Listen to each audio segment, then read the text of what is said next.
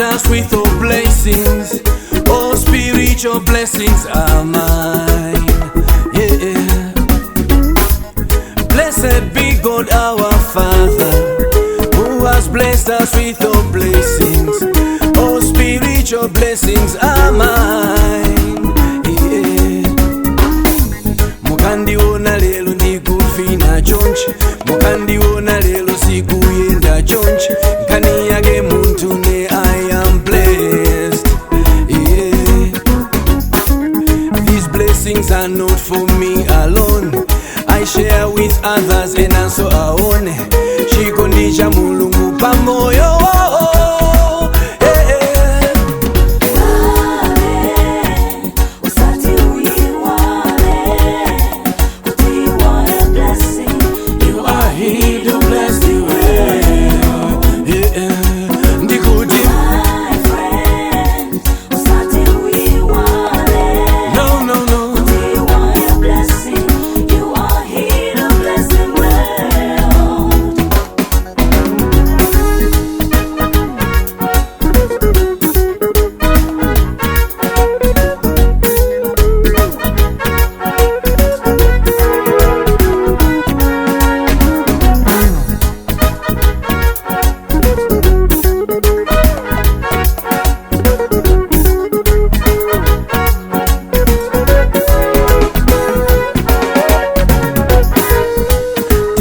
Daddy that he's blessed.